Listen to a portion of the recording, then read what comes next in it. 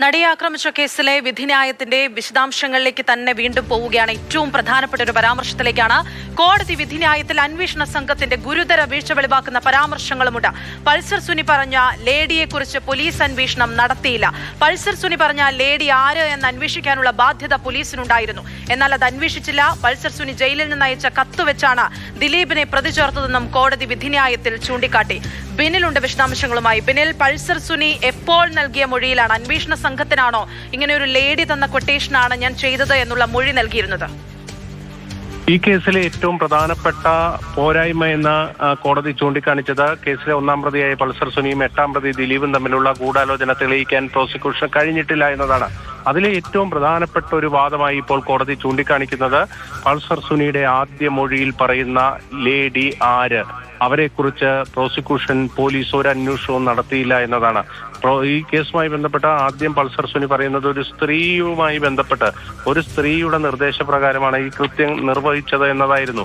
പിന്നീട് പൾസർ സുനി ആ മൊഴി മാറ്റി ദിലീപിന്റെ കൊട്ടേഷനായിട്ടാണ് ഈ കൃത്യം നിർവഹിച്ചത് എന്ന് പറയുന്നു. പക്ഷേ പ്രോസിക്യൂഷനെ സംബന്ധിച്ചിടത്തോളം ഈ ആദ്യം പറഞ്ഞ ലേഡി ആര് എന്ന് കണ്ടെത്താനുള്ള ഒരു ശ്രമവും ഉണ്ടാകാതെ ഈ പൾസർ സുനി രണ്ടാമത് പറഞ്ഞ ദിലീപിലേക്ക് അന്വേഷണം പോവുകയാണ് ഉണ്ടായത്. പ്രോസിക്യൂഷനും പോലീസിനെ സംബന്ധിച്ചിടത്തോളം ഈ ലേഡി ആര് എന്ന് അന്വേഷിച്ച് കണ്ടുപിടിക്കാനുള്ള ബാധ്യതയുണ്ടായിരുന്നു. അത് പോലീസിന്റെ ഉത്തരവാദിത്തമായിരുന്നു. ആ ഉത്തരവാദിത്തം നിറവേറ്റിയില്ല എന്നാണ് പ്രോസിക്യൂഷന്റെ വാദങ്ങളെ തള്ളിക്കൊണ്ട് എറണാകുളം പ്രിൻസിപ്പൽ സെഷൻസ് കോടതി വ്യക്തമാക്കുന്നത്. ആ ഒരു പശ്ചാത്തലത്തിൽ തന്നെ കേസിലെ ഒന്നാം പ്രതിയായ പൾസർ സുനിയും എട്ടാം പ്രതിയായ ദിലീപും തമ്മിലുള്ള ഗൂഢാലോചന തെളിയിക്കാൻ പ്രോസിക്യൂഷൻ പരാജയപ്പെട്ടിരിക്കുന്നു എന്ന് വ്യക്തമാക്കുകയാണ്.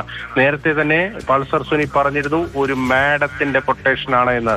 ആ മാഡം ആര്, ആ മാഡത്തിലേക്ക് അന്വേഷണം പോയില്ല എന്നതാണ് ഇപ്പോൾ പ്രോസിക്യൂഷന് വലിയ തിരിച്ചടിയായി മാറുന്നത്. അതാണ് ഈ പ്രധാനപ്പെട്ട ഉത്തരവിൽ കോടതി എടുത്തു പറയുന്ന ഒരു കാര്യം. ഈ കേസിലെ ഗൂഢാലോചന തെളിയിക്കാൻ കഴിയാതെ പോയതിന്റെ ഒരു കാരണം ഈ ലേഡി ആര്, അതായത് പൾസർ സുനി ആദ്യം മൊഴിയിൽ പറഞ്ഞ ലേഡി ആര് എന്നത് അന്വേഷിക്കാതെ പിന്നീട് മൊഴി മാറ്റി പറഞ്ഞ പൾസർ സുനി അത് ദിലീപിന് മേലേക്ക് കൊണ്ടുവരുന്നു. ആ ദിലീപിലേക്ക് അന്വേഷണം പോകുന്നു. പക്ഷേ ഈ ലേഡിയിലേക്ക് ഒരു അന്വേഷണവും ഉണ്ടായില്ല എന്നതാണ് കോടതി എടുത്തു പറയുന്ന ഒരു കാര്യം. അതായത് ദിലീപിലേക്ക് മാത്രം ഫോക്കസ് ചെയ്താണ് ഈ അന്വേഷണ സംഘം മുന്നോട്ട് പോയത് എന്നല്ലേ അതിൽ നിന്ന് മനസ്സിലാക്കേണ്ടത്? അല്ലെങ്കിൽ പിന്നെ ഈ മേഡം ആര് എന്ന് അന്വേഷിക്കുന്നത് ഇതൊരു വലിയ വീഴ്ചയല്ലേ ബിനിൽ? മേഡം ആരെന്ന് അന്വേഷിക്കണം. അതിന്റെ കൂടെ ഞാനൊരു കാര്യം കൂടി ചോദിക്കട്ടെ. പണ്ട് മാധ്യമങ്ങൾക്ക് മാതൃഭൂമി ന്യൂസിന് ബാലചന്ദ്രകുമാർ നൽകിയ ഒരു പ്രതികരണം ഓർക്കുകയാണ്. ആ സമയത്ത് ഈ പൾസർ സുനിയുടെ ക്രൂരകൃത്യം കാണുന്നു എന്ന് ദിലീപ് ചോദിച്ചു എന്നുള്ളതിന്റെ ഒപ്പം തന്നെ ദിലീപ് മറ്റൊരാളോട് പറയുന്നത് ബാലചന്ദ്രകുമാർ കേട്ടു എന്ന് പറഞ്ഞൊരു സംഭവം ഉണ്ടായിരുന്നു. അതായത് മറ്റൊരു സ്ത്രീ അനുഭവിക്കേണ്ട ശിക്ഷയാണ് ഞാൻ ഈ അനുഭവിക്കുന്നത് എന്ന് പറഞ്ഞിരുന്നു എന്നുള്ളത്. അതും ഈ മേഡവും തമ്മിൽ എന്തെങ്കിലും ബന്ധമുണ്ടാവുമോ? അത്തരത്തിലൊരു അന്വേഷണവും പോലീസിന്റെ ഭാഗത്ത് നിന്ന് വന്നിട്ടില്ല എന്നതാണ് കോടതി തന്നെ കുറ്റപ്പെടുത്തുന്നത്. പൾസർ സുനിയുടെ ആദ്യ മൊഴിയിൽ ഇതൊരു സ്ത്രീയുടെ നിർബന്ധപ്രകാരം അല്ലെങ്കിൽ അവരുടെ പ്രേരണയാലാണ് ഈ കൃത്യം നിർവഹിച്ചതെന്ന് പറയുന്നു. പിന്നീട് ആ മൊഴി മാറ്റുന്നു. ആ മൊഴിയിലാണ് ദിലീപ് ചിത്രത്തിലേക്ക് കടന്നു വരുന്നത്. പക്ഷേ ദിലീപിലേക്കാണ് അന്വേഷണം പോയത്.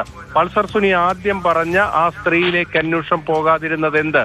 ഇതിൽ പോലീസിന് ഉത്തരവാദിത്വം ഉണ്ടായിരുന്നു ആ സ്ത്രീ ആര് എന്ന് കണ്ടുപിടിക്കാൻ. പക്ഷേ അത്തരത്തിലൊരു നീക്കം പോലീസിന്റെ ഭാഗത്ത് നിന്ന് ഉണ്ടാകാത്തത് ഈ അന്വേഷണത്തിലെ ഗുരുതരമായ വീഴ്ചയാണ് എന്നാണ് കോടതി ചൂണ്ടിക്കാണിക്കുന്നത്. അതുകൊണ്ട് തന്നെ ഈ കേസിലെ ഒന്നാം പ്രതിയും എട്ടാം പ്രതിയും തമ്മിലുള്ള ഗൂഢാലോചന തെളിയിക്കാൻ കഴിഞ്ഞിട്ടില്ല എന്നതാണ് കോടതി ഉത്തരവിൽ എടുത്തു പറയുന്നത്.